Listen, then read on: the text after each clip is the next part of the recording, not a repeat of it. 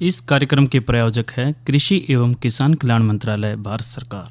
हर जोखिम से निकल कर फसल आए, सुरक्षित हो जाए। फसल बीमा से हर किसान अब आत्मनिर्भर हो जाए। संकट के समय प्रधानमंत्री फसल बीमा योजना किसानों के लिए वरदान है। अब सूखा पड़े या बाढ़ आ जाए कोई डर नहीं। अब ओले पड़े या कीट पतंगे फसल खा जाए कोई फिक्र नहीं, क्योंकि हमने लिया है प्रधानमंत्री फसल बीमा। बुआई से फसल कटाई तक हर जोखिम का दावा, न्यूनतम प्रीमियम पर अधिकतम भुगतान का वादा। योजना से हर साल जुड़ रहे हैं 5 करोड़ से ज्यादा किसान। अब आपकी है बारी। नजदीकी कृषि कार्यालय, सहकारी समिति, बैंक शाखा, अधिकृत बीमा कंपनी या जन सेवा केंद्र में स्वेच्छा से करा सकते हैं पंजीकरण। फसल बीमा पोर्टल या फसल बीमा ऐप द्वारा भी कराया जा सकता है पंजीकरण। प्रधानमंत्री फसल बीमा योजना, आपकी फसलों का संपूर्ण सुरक्षा कवच। कृषि एवं किसान कल्याण मंत्रालय, भारत सरकार। किसान वाणी कार्यक्रम सुनने वाले सारे बाण भाइयों ने विनोद मोरवाल की राम राम। बहनों और भाइयों, नु का आग्रह कि कुछ बीज सिर्फ कुछ विशेष ऋतु में ही फल देते हैं। अगर बीज न हम किसी अलग मौसम में फल देने के लिए बाध्य करें तो उपज कम हो जाएगी। इसलिए नियम बना दिए गए हैं और उनका पालन होने लगा। और भोजन की भरपूर आपूर्ति भी। प्रकृति के नियमों के विरुद्ध जाकर हम आज तक खेती नहीं कर सके। एक बात तो साफ होने लगी है कि मनुष्य को प्रकृति के नियमों के साथ चलना होगा। उसका कोई सामर्थ्य नहीं कि वो प्रकृति के नियमों को बदल सके। तो साथियों, आज जिस प्रकार से हम खेती कर रहे कि थोड़ी सी भूमि में ज़्यादा हम उपज ले लेवा, फर्टिलाइज़र और नई नई दवाइयाँ इस्तेमाल करें, ज़्यादा से ज़्यादा हम फसल लेने के चक्कर में, और जो मौसम का जो बदलाव आज उसी का ये परिणाम भी है ना। तो साथियों, बढ़िया बारिश भी हुआ करती, अच्छी तरह गर्मी भी पड़ा करती, जाड़े भी पड़ा करते और बिल्कुल सारी चीज़ टाइम पर होया करती। तो हमें एक बार फिर से प्रकृति को समझना होगा और प्रकृति के साथ हमने चलना होगा। कार्यक्रम है किसान वाणी और मैं आपका साथी विनोद मोरवाल। और आज जो कार्यक्रम में हम लेकर आए हैं, चर्चा करेंगे वर्मी कंपोस्ट किस तरह बनावे और उसके लाभ, और साथ ही जो आज की नसीहत है दुधारू पशुओं का लू से बचाव के बारे में भी बात करेंगे। और मनोरंजन तक हम हर रोज़ लेकर आवे से। तो सबसे पहले हम बात कर लेते हैं कि वर्मी कंपोस्ट किस तरह बना हुआ है और उसके लाभ कैसे। बहनों और भाइयों, देखो, आज का जो संघन खेती के युग में जो रासायनिक खाद का प्रयोग हमारे लिए बढ़ रहा है, लेकिन जो शाश्वत खेती तय हमने जैविक खाद का उपयोग बहुत जरूरी है। और फसल उत्पादन की जो दृष्टि तय हम देखें तो माटी एक सचेत और जीवंत माध्यम से अगर हम रासायनिक खेती को छोड़कर सेंद्रिय खेती में रूपांतरित होना करे तो हमें जीवन को, खादों के महत्व को समझना हो। और ऐसा ही एक खाद केचुओं द्वारा निर्मित खाद से, जिसने हम आम बोलचाल की भाषा में वर्मी कंपोस्ट के नाम तभी जाना जाए। तो गोबर की खाद बनाने में जड़ा एक पर्याप्त मात्रा में गोबर उपलब्ध नहीं हो पाता, उड़ा दूसरी जगह गड्ढे खोद का हम खाद बनाने में भी 6 महीने के टाइम इसमें लग जाता है। और कूड़ा करकट आदि से बनने वाले जो कंपोस्ट है उसका जो खाद है वो 4 महीने तक पहले नहीं बन पाता। जबकि वर्मी कंपोस्ट की जब हम बात करें तो 40 से 45 दिन में यो बनकर तैयार हो जाता है। तो साथियों, जो वर्मी कंपोस्ट है उस तरफ हम अग्रसर है और हमने होना भी चाहिए, क्योंकि कम टाइम में हमने यह वर्मी कंपोस्ट मिल जाती है। तो वर्मी कंपोस्ट क्या है, इस बारे में हम यदि बात करें तो वर्मी कंपोस्ट एक ऐसी खाद है जो विशेष प्रजाति के केचुओं द्वारा बनाई जावत है। और केचुए हर रोज अपने वजन के बराबर माटी और सेंद्रीय पदार्थ खाकर अपने वजन के बराबर मैला जो शरीर से बाहर काटते हैं। और केचुओं द्वारा गोबर और कचरे को खाकर मल द्वारा जो चाय पत्ती जैसा पदार्थ बनता है और वो वर्मी कंपोस्ट होता है। तो इस खाद में किसी भी तैयार की गई खाद के मुकाबले कई गुना अधिक पोषक तत्व होते हैं। और यह जो गोबर की खाद आम देसी खाद से 8 गुना और भेड़ बकरी की मिगनी की खाद से 4 गुना और मुर्गी की बीट आदि तय अधिक कारगर या अलग प्रयोगों में आकी गई से। यानी जो वर्मी कंपोस्ट से यह बहुत बढ़िया खाद से। और दूसरी विशेषता यह भी है कि यह जो ठंडी खाद से, जबकि गोबर और मुर्गी की जो बीट गर्म खाद होने के कारण इसे वर्मी कंपोस्ट से अधिक पानी की इसमें जरूरत होती है। और इसकी जो तीसरी विशेषता यह भी है कि या किसी भी टाइम हम इसने दे सका है। और बनाने की जो विधि की बात करें तो केचुओं को कड़ी धूप और बरसात तक बचाता ही हमने वर्मी कंपोस्ट इकाई को छप्पर के नीचे बनाना चाहिए।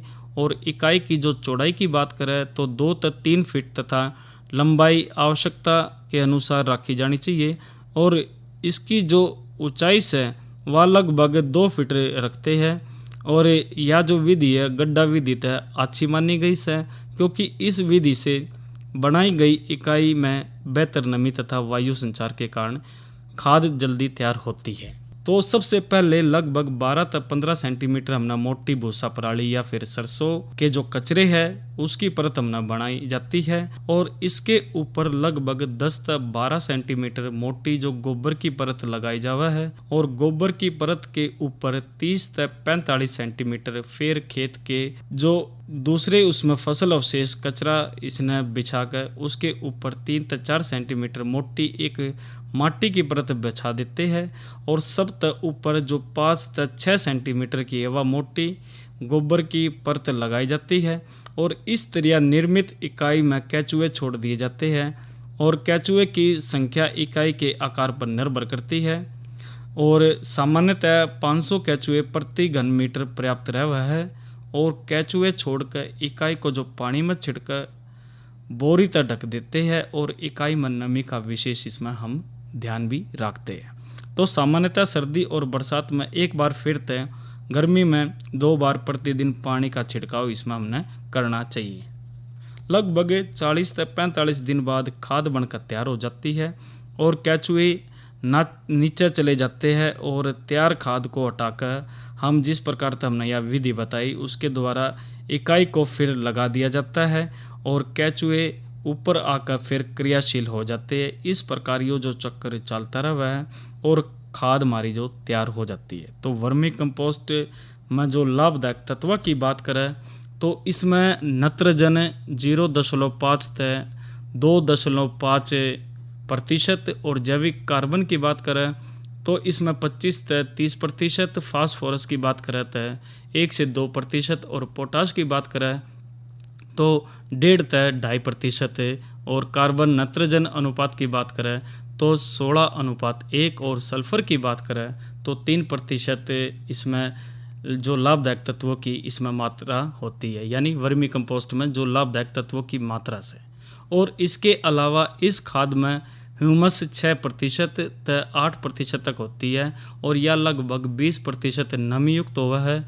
और इसकी जो जल धारण क्षमता की बात करें तो 100% से 150% तक होती है। और वर्मी कंपोस्ट के इन्हीं गुणों के कारण ये जो हमारे प्रगतिशील किसान बहन भाई है इसको खाद को अपनाना इसने चाहिए। तो साथियों वर्मी कंपोस्ट की हमने विधि भी बताई कि किस प्रकार से यह काम भी करे और किस प्रकार से हम इसने बनावें। तो एक उम्मीद करते हैं जो हमारे प्रगतिशील किसान बहन भाई है इस वर्मी कंपोस्ट का ज़रूर अपनाओगे और देश को खुशहाली की तरफ, प्रगति की तरफ ज़रूर वो ले जाओगे, जिस प्रकार से वो हमेशा अच्छे कार्यों के लिए अग्रसर रहे हैं। तो साथियों यह बात करी थी हमने वर्मी कंपोस्ट हमने किस तरह बना हुआ है, क्योंकि वर्मी कंपोस्ट के लाभ भी बताए और इसमें लाभ ये है कि ज़्यादा से ज़्यादा हमारे कम समय में फसल बढ़िया हुआ, बढ़िया दाम भी मिल रहा है। और जो फसल चक्र की जिस तरह बात करें उसको भी हमने अपनाना चाहिए और हमारी जो भूमि उपजाऊ शक्ति बढ़िया रहेगी तो साथियों हम बढ़िया फसल भी उसमें ले सकें। तो या तो बात करी हमने वर्मी कंपोस्ट किस तरह बना हुआ है, ईब बहनों और भाइयों का मनोरंजन करवा देते हैं और मनोरंजन के बाद बात करेंगे दुधारू पशुओं को लू से बचाव के बारे में। तो ये रागनी सुनते हैं कार्यक्रम किसान वाणी में।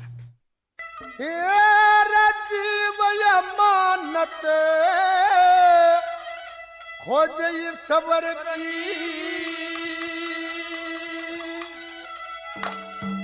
हेर दे मत मुट्ठी बीच रहा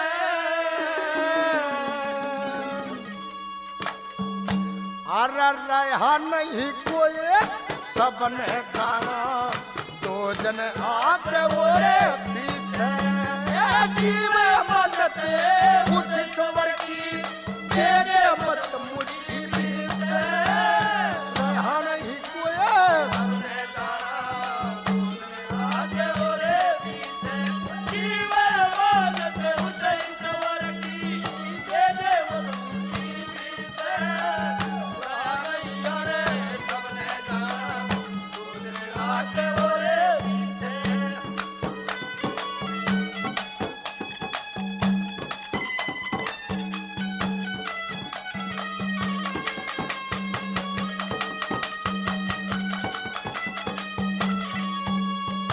हेरे बड़े बड़े हो कर चले रे गए रंग, बड़े बड़े हो गए चले गए। हेरे दुनिया का रक्षा सुनिए, जीव पिंजरा बंद भोरे में रावण का बसा सुनिए। रामचंद्र शेर करी लड़ाई तकदीरी पसा सुनिए। आप मरिया ओरे कुटुम खपाया तोड़ कती खासा सुनिए। आप मरिया ओरे कुटुम खपाया तोड़ कती खासा सुनिए। जो गगन चढ़ी फराट करे धीरे, फराट करे धी वो टूट जागर की नीचे। रहा नहीं ओरे सबने जाना, दो जने आगे ओरे पीछे। जीवन मानत ईश्वर की मेरे मत मुट्ठी नीचे। रहा नहीं ओरे सबने जाना, दो जने आगे ओरे पीछे।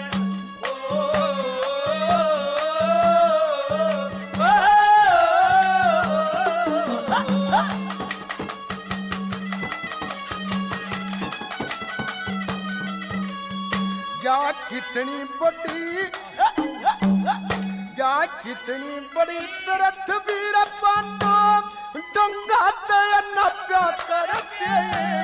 वो कीचक से बलवान जगत में ना ओरा में थप्या करते। जो राशन से सवाल कंस से सभी लोग काव्या करते। हिरणा को से दोस्त जगत में भगत मारे ताप्या करते। हिरणा को से दोस्त जगत में भगत मारे ताप्या करते। और लाखा के तन नाम गणा दो, लाखा के तन नाम गणा दो। और आँख खोल मत नामी से रहा नहीं कोई।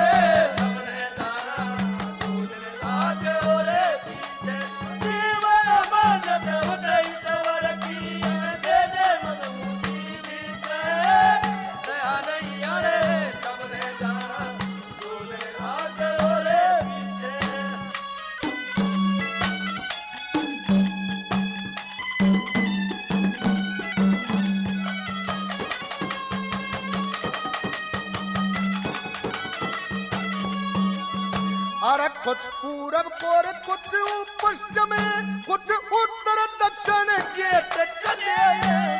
राजा और नवाब बादशाह छोड़ अमीर से चले।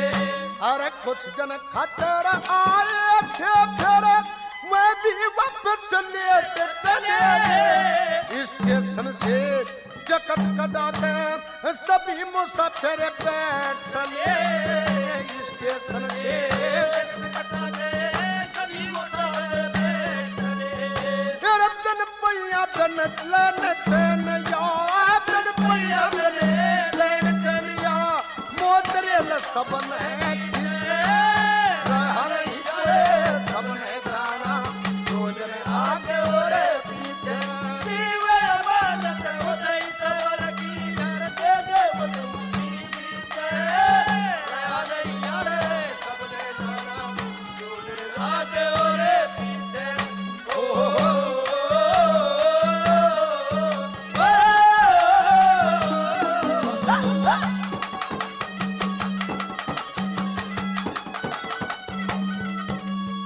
अरे सतगुरु के अरे सतगुरु के पर चला खोटा खड़ा होना। कह जाट में हिर संगे के गाँव में जिस संग में रस भरा होना। ईसा जीव सर खोड़ जगत में जो पैदा होया मरा होना। सूखा लकड़ बाग में पौधा अटके फिर हरा होना। सूखा लकड़े अटके फिर हरा होना। मेरे फल लकड़ की रगा से छोड़ दे। फल लकड़ की आस नहीं क्यों लकड़ में पानी सीते।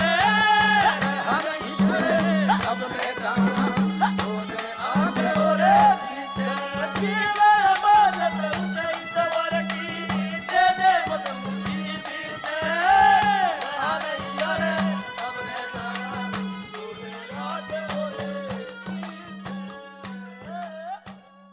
और अब जो बात हम कर लेते हैं मौसम की बात कर लेते हैं, तो मौसम का जो बात करें तो आज का जो अधिकतम तापमान 42 डिग्री और जो न्यूनतम की बात करें तो 29 डिग्री सेल्सियस रिकॉर्ड किया गया और 16 किलोमीटर प्रति घंटे की रफ्तार से हवा आज चली। और कल के मौसम की बात करें तो कल का जो मौसम है अधिकतम 39 और न्यूनतम की बात करें तो 28 डिग्री सेल्सियस रहने की संभावना है। और 5:21 पर सूर्योदय होगा, 7:23 पर सूर्य छिपेगा।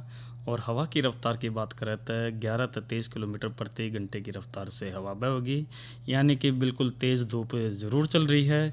और यो जो कर्म की बात करें तो 3-4 दिन हो रहा होगा और उसके बाद एतवार तक बारिश की संभावना से। तो कुल मिलाकर साथियों नू है कि जो मौसम है बिल्कुल लावा उगल रहा है और अपने जो काम है वो सुबह और शाम को करिए, तपती धूप के अंदर घरों में ही रहे और मौसम का ज़रूर इसमें ध्यान रखें। और देखिए जो मौसम का हम जिस प्रकार से बात करें तो मौसम के बाद अब कल के कार्यक्रम को भी बात कर लेते हैं। कल है साथियों कार्यक्रम, हम कल है वीरवार और वीरवार को हम जो चर्चा लेकर आए हैं हरे चारे के लिए लोबिया की काश्त। और जो दूसरी चर्चा महत्वपूर्ण से यह भी कोरोना से बचाव के सुरक्षा नियमों को ध्यान में रखते हुए बागों की देखभाल। तो भाई कोरोना का भी ध्यान रखना है और हमने किस प्रकार से हम बागों की देखभाल करें उस बारे में हम चर्चा ज़रूर करेंगे, कार्यक्रम ज़रूर सुनिए। और अब जिस प्रकार से गर्मी की हम बात कर रहे थे साथियों, देखो गर्मी तो सारा न लग है हमने भी, और सुबह शाम हम ना काम निपटा लेने चाहिए, दोपहर को नहीं ज़्यादा छोड़ने चाहिए। और इसी प्रकार जिस प्रकार हम गर्मी में दुखी हो रहे हैं साथियों, हमारे जो डांगर ढोर है उनको भी गर्मी बहुत लग गया है। और विशेष तौर पर जो दुधारू पशुओं की बात करें तो न तो गर्मी और ज़्यादा लग गया है। तो दुधारू पशुओं का गर्मी से बचाव हम किस प्रकार से करें आज की नसीहत में हम बात कर रहे हैं। तो साथियों हरियाणा के बात करें तो देखिए किसान जो पशुधन की इसमें आवश्यकता नहीं आवश्यकता है, यानी कि ज़रूरत बहुत ज़्यादा से। और उनकी जीवन शैली दिनचर्या की बात करें, खान पान की, संपत्ति की, पशुधन की बात करें तो साथियों देखो डांगर ढोर तक जरूर रखा। और जब तक क्या करें दूध दही का खाना वो मेरा हरियाणा। तो भाई डांगर भी ज़रूर मिले और दुधारू पशु मिलते हैं। और जब बताइए के जो जवान से वो हट्टे कट्टे है तो दूध बढ़िया रहा है। तो गर्मियों में हमने पशुओं की देखभाल भी ज़रूर रखनी पड़ेगी, क्योंकि ईब जिस तरह तपती धूप बढ़ रही है उस साथियों जो वातावरण काफ़ी तापमान काफ़ी बढ़ जाता है। कई बार तो ये जो तापमान 50 डिग्री सेंटीग्रेड तक चला जाता है, जो कि पशु के स्वास्थ्य के लिए बहुत ज़्यादा नुकसानदेह है। तो हम जाना से कि गाय और भैंस का जो शरीर वो उसका जो सामान्यतः तापमान की बात करें तो 101.5 डिग्री फ़ारेनहाइट व 98.3 103 डिग्री फ़ारेनहाइट सारे साल इसमें रहता है। तो ये बात हम कर रहे हैं गाय और भैंस के शारीरिक जो सामान्य तापमान की हम बात कर रहे हैं। तो साथियों इस तापमान तक ज़्यादा और कम तापमान से बचाने के लिए हमने सारे प्रबंध ज़रूर करने चाहिए, क्योंकि हम जाने से गर्मी के मौसम में प्रतिकूल तापमान तक प्रभावित होने के कारण पशुओं का जो दूध है उत्पादन वो कम हो जाता है। अगर हम अपने पशुओं का ठीक ढंग से हरे चारे और संतुलित आहार का प्रबंध, पानी और अन्य देखभाल ठीक करें तो गर्मी के मौसम में हम अपने दुधारू पशु है इसमें पूरा उत्पादन यानी कि सही इसमें दूध हम ले सके। तो साथियों सबसे पहले तो हम बात कर लेते हैं संतुलित आहार की, क्योंकि देखो गर्मियों में ज़रूरी से संतुलित आहार। और संतुलित आहार वो आहार हुआ है जिसके अंदर प्रोटीन भी हुआ है, ऊर्जा, खनिज तत्व और विटामिन ये सारे उसमें पोषक तत्व हो। और 100 किलो संतुलित आहार इस प्रकार तक बनाएं कि गेहूँ, मक्का और बाजरा ये सारे अनाज 32 किलोग्राम, सरसों की खड़ 10 किलोग्राम, बिनोड़े की खड़ 10 किलोग्राम और दालों की जो चूरी से वह 10 किलोग्राम और चोकर 25 किलोग्राम और खनिज मिश्रण 2 किलोग्राम और जो साधारण नमक 1 किलोग्राम। इसके साथ साथ गर्मी के मौसम में पशुओं को प्रोटीन की मात्रा यानी कि जो पशु के आहार की बात करें तो उसके अंदर खड़े सरसों, खल इत्यादि की मात्रा हमने 30 से 35% बढ़ा देना चाहिए। और इस तरह हम गर्मी के मौसम में हरे चारे और संतुलित आहार का हम विशेष प्रोटीन युक्त चारा हम खिलाने में अपने पशुओं को गर्मी तक बचा सकें और दूध भी हमारा उत्पादन इसमें बनकर बरकरार बढ़िया रहेगा। इसी तरह जो पानी की बात करें तो गर्मी के मौसम में पशु अपने शरीर की गर्मी को कम करने ताई पानी की अधिक मात्रा ग्रहण करता है। तो शरीर के सारे बेकार पसीने के द्वारा, पेशाब में गोबर के द्वारा और जो दूसरे अंग उस तक बाहर निकल जाते हैं, क्योंकि जो पशु शरीर के अंदर 65% पानी होता है, जो कि पशु की सारी क्रियाएं सुचारू रूप से चलावस है। तो गर्मी के मौसम में अक्सर पशु शरीर के अंदर पानी की कमी आ जाती है। इसके लिए हमने विशेष ध्यान रखना चाहिए कि पशु के शरीर की पानी की पूर्ति हमने करनी चाहिए, क्योंकि देखिए दूध के अंदर पानी की कमी होगी तो दूध उत्पादन निश्चित रूप से उसमें कम हो जाएगा। तो पानी का हमने विशेष इसमें ध्यान रखना चाहिए। और इसी तरह जो हरे चारे और संतुलित आहार के प्रबंध की बात करें तो हम जाना से कि गर्मी के मौसम में जो हरे चारे की कमी हो जाती है, विशेष तौर पर तो मई और जून के महीने में अगर हम ठीक तरीके से फसल चक्र बनाकर हरे चारे की व्यवस्था करेंगे तो गर्मी के मौसम में भी हम अपने पशुओं तक हरे चारे हम प्राप्त कर सके हैं। और इसके साथ साथ अगर हम मार्च अप्रैल महीने के में जिस तरह बरसम हो और उसके बाद ही जिस प्रकार से जो जून चल रहा है साथियों, इसके अंदर देखिए फसलें हमारी बेशक कम हो, लेकिन उसके ऊपर जो संतुलित हमने आहार उसका प्रबंध हम उसमें कर सके हैं, क्योंकि ये जो मौसम है साथियों इसमें हमने सारी चीज़ का ध्यान रखना पड़ेगा। और ज़रूरत मुख्य 3 आधार पर भी निर्भर कर रहा है, एक तो पशु शरीर की ज़रूरत और एक दूध उत्पादन की ज़रूरत और पशु चारे की किस्म की। तो पशु शरीर की ज़रूरत की हम यदि बात करें तो पशु शरीर के हर 100 किलोग्राम वजन पर तकरीबन 5 लीटर पानी की इसमें ज़रूरत होती है। और इसलिए पशुपालक भाइयों को यह भी एक ध्यान रखना चाहिए कि पशु के शरीर का जो वज़न का हिसाब लगातार पानी की पूर्ति करनी चाहिए। तकरीबन हमारी जो दुधारू भैंसों का वजन है वो 500 से 600 किलोग्राम प्रति भैंस होता है। इसका हिसाब लगाकर पानी की पूर्ति हम इसमें कर सकें, यानी इसमें जो 100 किलोग्राम वजन पर तकरीबन 5 लीटर यानी तो 25 से 30 लीटर का हम इसमें अंदाज़ा हम इसमें लगा सकें। और दूध उत्पादन की जब ज़रूरत की बात करें तो दुधारू पशु को 1 किलोग्राम दूध पैदा करने के लिए तकरीबन 1 किलोग्राम पानी की इसमें ज़रूरत होती है। इसके लिए अपने पशु का जो दूध उत्पादन का हिसाब लगाकर उसमें हम अधिक पानी की पूर्ति कर सके हैं। और पशु चारे की किस्म की बात करें तो साथियों जो पशु को प्रति किलोग्राम सूखा चारा और बाखर खिलाने पर हमने इसमें 5 से 8 लीटर पानी की ज़रूरत होती है। और जो हरा चारा वो बाखर के साथ खिलाने पर तकरीबन 3 से 5 लीटर पानी की इसमें ज़रूरत पड़ती है। इस प्रकार से खिला की चारे की जो किस्म यानी कि जो सूखा हरा के हिसाब लगाकर हमने पानी की इसमें पूर्ति करनी चाहिए। और क्योंकि अगर बरसम खिलाई है तो उसमें पशु को तकरीबन 70 से 80% पानी मिलना चाहिए। इस तरह अगर हरी जवार खिलाई है तो तकरीबन 55 से 60% पानी इसमें मिलता है। इसलिए इसका ध्यान रखकर ही हम इस आधार पर हम अपने गर्मी के मौसम में अच्छा दूध उत्पादन लेने के लिए हम अच्छे दुधारू भैंस जिसका दूध उत्पादन करीबन 15 से 20 किलोग्राम प्रतिदिन हो उसे 70 से 80 लीटर स्वच्छ और ठंडा पानी गर्मी के मौसम में 24 घंटे में पिलाने से हमें अपने दुधारू पशुओं का दूध उत्पादन बरकरार रखना चाहिए। और साथियों हम तकरीबन ये भी कहते हैं कि जब भाई पशुआना नहवान ले जाओ या तालाब का ना ले जाओ तो भाई घर से ही पानी पिला कर हमने ले जाना चाहिए, क्योंकि जो तालाब के अंदर पानी होता है वो उसमें कीटाणु ज़्यादा होते हैं और वो पीने से वो भाई पशु हमारा बीमार भी हो जावा है। और इसके अलावा अन्य देखभाल की भी बात करें तो साथियों एक तो जो छप्पर है उन अच्छी तरह बढ़िया तरह उस पर बोरी बारी ढक कर उसको ठीक लगाना चाहिए। और साथ ही कूलर का भी हम प्रबंध कर सके हैं और खुला हो। और साथियों ऐसा वहाँ पर वातावरण होना चाहिए कि भाई जो हमारा पशु बंद है उड़कती भीड़ नहीं हो, खुला हवादार हो ताकि हवा आती इसमें रहे। तो और गर्मी के मौसम में ये भी ध्यान रखना चाहिए पशु को छायादार पेड़ों के नीचे बांध दे और सीधी गर्मी पशु को न लगे। और पशु घर के अंदर पशु को गर्मी से बचाने के लिए रखते हैं तो घर के अंदर हवा का आगमन भी ज़रूर होना इसमें चाहिए। तो साथियों इस प्रकार से एक और चीज़ हमने ध्यान रखनी चाहिए कि जो टीकाकरण का कार्यक्रम है वो भी अपनाना चाहिए जिससे पशुओं को मुंह खुर गल गोटू इसकी बीमारी तक बचा सके। इसके साथ साथ परजीवों जिस तरह की मच्छर हो मक्खी हो और चिचड़े इसका उपचार हमने करना चाहिए। तो साथियों इन चीज़ों का ध्यान रखेंगे तो हम इसमें ज़्यादा से ज़्यादा अपने पशुओं से हम लाभ ले सके हैं। अरे अरे अरे अरे, क्या कर रहा है? इधर इधर इधर, हम बोल रहे हैं तेरे बीजू का। उतला बोल रहा है? हाँ, पक्षियों से तो हम खेत को बचा लेते हैं, पर इन घातक रसायनों से कैसे बचाएं? मतलब? देख बेटा, तू जो ये अंधाधुंध रसायन मिलाता है ना, मिट्टी की सेहत बिगड़ने लगी है। और जब माटी ही कमजोर पड़ जाएगी तो उपज कैसे सेहतमंद होगी? हाँ? अरे पहले ऐसा नहीं था। पूछना अपने बड़े बुजुर्गों से, कैसे फसल लहलहाती थी, शुद्धता झलकती थी। हाँ, माटी भी तंदुरुस्त और लोग भी। अरे अब पहली वाली बात कहाँ?